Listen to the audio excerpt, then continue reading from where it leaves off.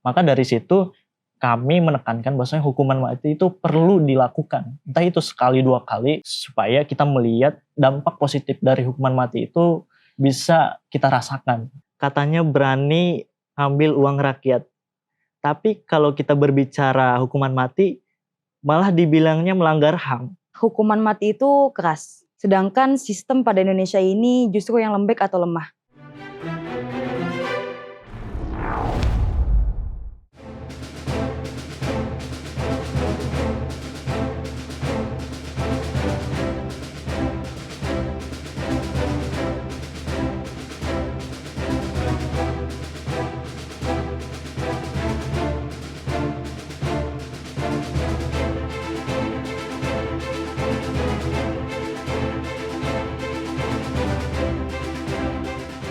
Korupsi adalah kejahatan luar biasa atau extraordinary crime, sehingga wajar jika hukumannya juga luar biasa, yaitu hukuman mati. Kalian pro atau kontra terhadap pernyataan tersebut? Kami pro terhadap korupsi itu wajib hukumnya dihukum mati karena bila mana korupsi itu menimbulkan kerugian negara dan juga signifikan yang menyebabkan itu bisa berdampak pada perekonomian nasional maupun masyarakat, itu harus adanya penegasan dari pemerintah itu sendiri untuk bisa menerapkan hukuman mati di Indonesia. Menurut saya kontra ke disclaimer dulu di sini, kontra ini bukan membela, bukan semata-mata membela, tapi kita mendiskusikan apa aspirasi rakyat itu. Rakyat banyak yang bilang pro atau positif, oke, dia wajib hukuman mati nih. Tadi seperti yang yang pro bilang, bahwa saya tadi wajib hukum mati. Tapi apakah jika hukum mati itu dilaksanakan, itu efek jerah atau tidak? Dan pertanyaannya, kenapa harus hukuman mati? Ya emang benar, nggak bisa disalahkan bahwa korupsi itu extraordinary crime kan. Tapi kenapa harus hukuman mati gitu? Sedangkan kalau kita mau melihat bagaimana hukum pidana itu bekerja, menurut Jeremy Bentham kan, hukuman itu bisa disebut hukuman, sah disebut hukuman jika menimbulkan dampak sosial yang luas gitu bagi masyarakat, bukan kerugian yang ditimbulkan bagi individu. Kita lihat dampaknya, tadi menyinggung dia juga ya, terkait dampaknya kepada masyarakat. Kita lihat kasus yang kemarin, soal Harvey Muiz, yang ternyata dia korupsi timbang ilegal sebesar 271 triliun. Kita lihat kerusakan lingkungannya, itu merusak loh. Itu dampaknya lumayan besar. Dengan uang sebesar itu, bukankah kita bisa oper dan lebih digunakan sebaik mungkin untuk fasilitas masyarakat yang lebih baik? Jadi perlu dikaji lagi gitu kan. Karena emang korupsi ini tuh kejahatan yang terstruktur. Kalau misalkan kita menerapkan hukuman mati, oke, karena kerusakan lingkungan yang didapatkan, terus kerugian negara yang sangat besar, dapat nih satu pelaku, kita hukum mati, kelar dia. Tapi apakah yang lain akan terbuka gitu? Dan justru dengan kejahatan struktur itu juga, kita juga perlu penanganan yang terstruktur, bukan dengan cuma emosional doang. Hukuman mati dikhawatirkan membuka ruang penyalahgunaan kekuasaan. Kalian pro atau kontra terhadap pernyataan tersebut?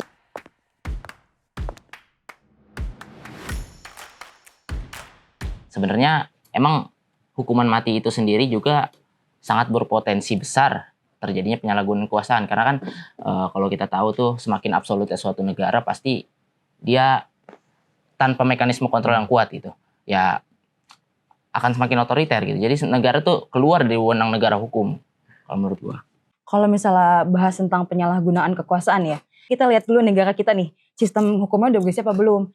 Ya kan itu nanti semua diadili di pengadilan gitu kan. Kalau kita ngobrol masalah peradilan, ada nih ungkapan dari beberapa ahli hukum yang mengatakan criminal justice system is not infallible. Bahwasanya peradilan pidana itu tidak sempurna. Adanya potensi-potensi dari penyalahgunaan kekuasaan, ada kesalahan, adanya kepentingan politik, ada intervensi dan lain sebagainya. Tentu itu tidak terlepas pada sistem hukum yang memang agak cacat di Indonesia. Tapi yang perlu kita pertimbangkan bahwasanya di dalam KUHP sendiri terkait hukuman mati itu memang sudah ada mulai dari KUHP baru yang dimana dia hukuman mati itu tetap ada yang dimana percobaannya selama 10 tahun. Dan juga dalam Undang-Undang Tipikor pasal 2 ayat 2 itu sudah dijelaskan bahwasanya hukuman mati itu untuk korupsi itu dengan situasi darurat. Tetapi pada kenyataannya kita belum ada belum ada contoh kasus korupsi itu bisa dihukum mati. Artinya eksistensi daripada hukuman mati itu ya tetap ada gitu. Yang paling penting itu bagaimana kita bisa memperbaiki sistem hukum di Indonesia. Maka dari situ kami menekankan bahwasanya hukuman mati itu perlu dilakukan. Entah itu sekali 2 kali supaya kita melihat dampak positif dari hukuman mati itu bisa kita rasakan. Apakah ada jaminan jika hukuman mati itu bisa efektif atau bisa berdampak baik sama semuanya? Apakah ada jaminan? Kalau misalnya Kalau misalnya hukuman mati itu kita terapkan, apa kita salah kah?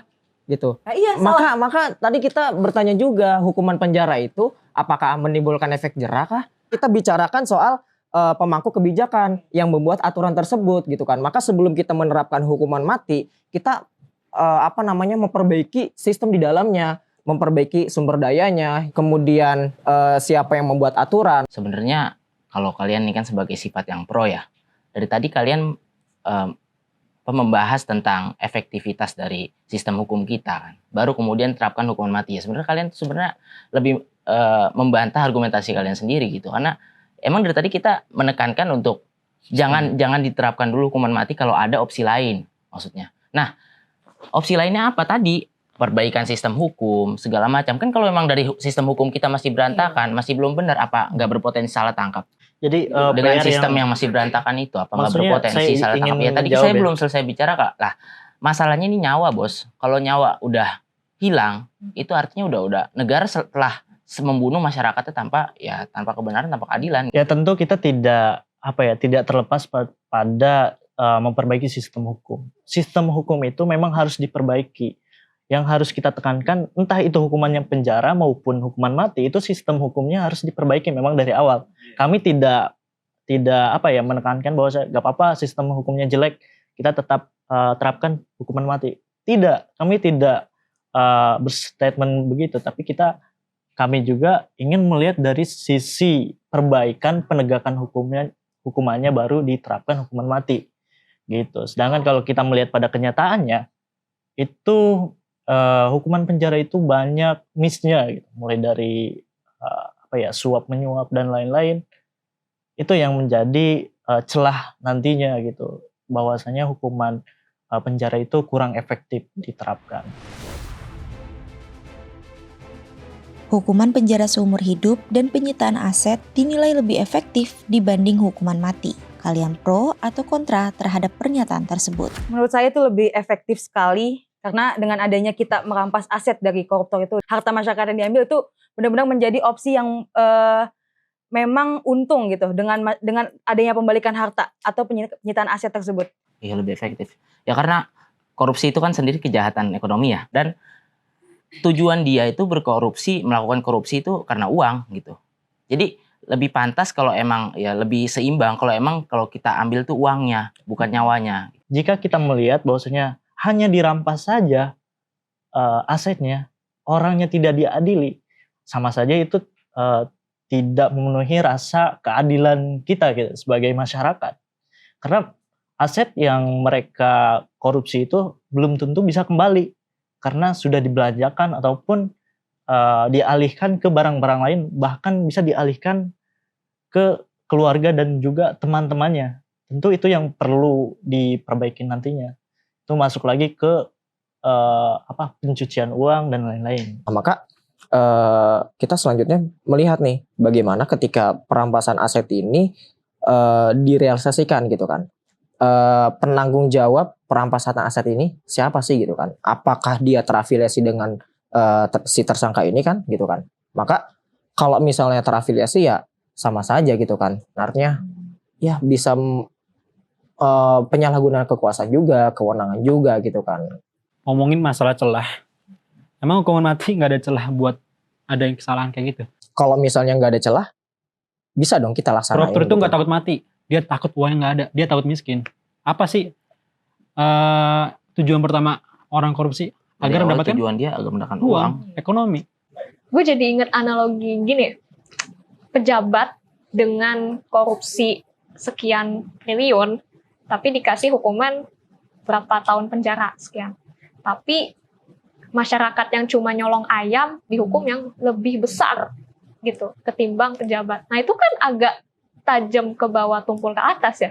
Jadi kita pengen yang ngelihat dampak masyarakat tadi yang di-highlight dari kalau bagaimana kita lihat kondisi masyarakat mati kelaparan atau tidak bisa melanjutkan pendidikannya hanya karena uangnya dikorupsi oleh pejabat. Jadi RUU perampasan aset itu merupakan sebuah solusi untuk mengembalikan kerugian negara. Kalau teman-teman tahu, mungkin ada yang tahu bagaimana mekanisme RUU perampasan aset itu dijalankan. Sedangkan pada saat ini RUU itu belum ada kepastian, teman-teman. Bahkan udah masuk program legislasi nasional sampai sekarang itu belum juga disahkan gitu. Tentu ini memunculkan ketidakpastian hukum gitu. Artinya ya kita tetap bahwasannya hukuman mati menjadi sebuah solusi untuk tindak pidana korupsi nanti.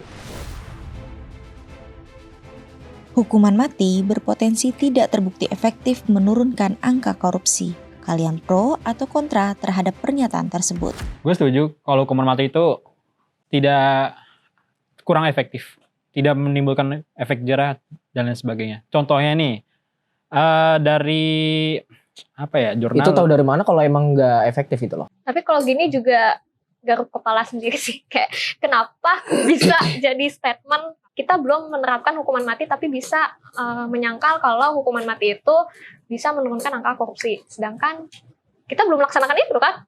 Masih pidana, penjara, denda. Kalau belum melaksanakan emang belum melaksanakan. Tapi Kalau mau meninjau secara contoh, kita mungkin bisa pakai ya. Tadi kan Anda bilang kalau negara kita tuh belum menerapkan hukuman mati secara efektif kan. Tapi kalau kita lihat bagaimana negara seperti Korea Utara, Cina itu kan yang udah menerapkan hukuman mati. Tapi kan sampai sekarang Korea Utara tetap menjadi negara yang tingkat korupsi tertinggi. itu data dari mana? Saudara sebutkan. Dari indeks korupsi, Anda bisa cari di internet. Sebenarnya Tidak kita efektifnya tuh dari mana gitu kan? Karena kita juga belum ngelaksanain hukuman mati kok. saya gitu udah kan. mencari datanya. Penjara terus kan, tapi masih ya oke, kalau masih boleh kasih nggak ada kesempatan, jerah gitu. kita bisa lihat mungkin. Kita cari di internet gimana, biar tahu lebih lanjut. Korupsi skala besar berdampak langsung pada kemiskinan dan kematian tidak langsung. Kalian pro atau kontra terhadap pernyataan tersebut?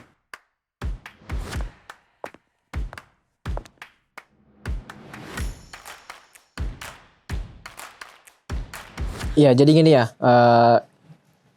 kita kembali ke konteks bahwa korupsi itu sebagai extraordinary crime, yang mana teman-teman bisa lihat sendirilah, mulai dari kemarin-kemarin kita melihat angka korupsi semakin kesini semakin tinggi gitu. Jadi konsepnya gini, ketika korupsi itu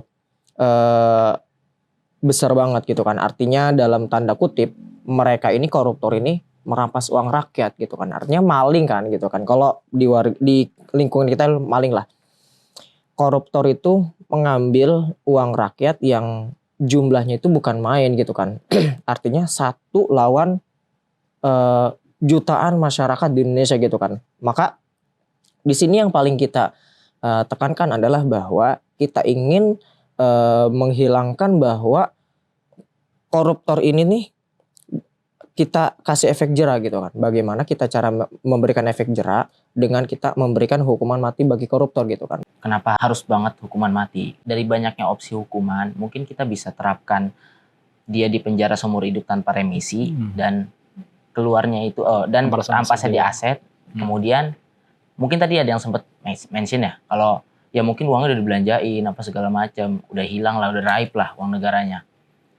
Oke, kalau gimana kalau kita kasih opsi dia kena denda? Kalau menurut saya denda itu kurang efektif.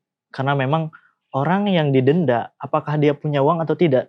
Kalau dia tidak punya uang ataupun tidak punya aset sekalipun, apa yang perlu didenda oleh negara? Apakah orangnya dijual? Tidak mungkin. Makanya dari situ opsi yang paling baik itu hukuman mati kalau menurut kita. Ya tadi balik lagi kan, sebenarnya yang diomongin sama Bang Dery ya setuju juga. Pertama kita terapkan rampas asetnya dulu. Bukan setuju sih, lebih mungkin masuk ya upayanya. Nah, tapi habis itu dihukum mati gitu kan Bang ya? Ya sebenarnya masuk aja, tapi kita lihat lagi coba negara kita negara kita tuh negara hukum lebih memilihnya Pak. Di mana ada hukum yang mengatur tentang HAM. Ya sekarang ya udahlah, kalau kita berpacu pada yang tadi aku sebut di awal tentang Undang-Undang Pasal 28 yang menyebutkan bahwa kita tuh berhak hidup dan berhak mempertahankan kehidupan kita. Akhirnya kita dihadapkan dua pertanyaan. Kita itu sebenarnya takut mati atau takut uangnya habis atau takut miskin gitu. Ya daripada kita mikirin uang yang itu belum tentu kita dapatkan selamanya dan tidak dibawa ke akhirat gitu ya secara religi, tapi lebih baik kita pertanggungjawabkan atas kejahatan itu termasuk korupsi dengan hukuman mati ya supaya tidak ada kejahatan-kejahatan ataupun korupsi yang lebih meluas lagi. Katanya berani ambil uang rakyat. Tapi kalau kita berbicara hukuman mati, malah dibilangnya melanggar HAM. Hukuman mati itu keras. Sedangkan sistem pada Indonesia ini justru yang lembek atau lemah. Jadi harapannya untuk kita bisa, kembali lagi ke penjelasan saya awal, jika kita ingin hukum mati itu ada dan ditetapkan di Indonesia, harapannya sistem itu bersih, terstruktur dan memang sudah diawaskan oleh aparat-aparat yang memang jujur. Seperti itu. Turut berduka cita ya atas matinya nurani pejabat-pejabat kita yang memang udah membuat masyarakatnya menderita karena mereka dengan seenaknya itu memakan uang yang bukan haknya, yang ya begitulah sehingga menyebabkan kita semua sulit. Kemudian agar cepat disahkannya perampasan aset lah, cepat disuluhkan kepada masyarakat dan korupsi bisa diatasi sehingga negara kita menjadi negara yang bersih.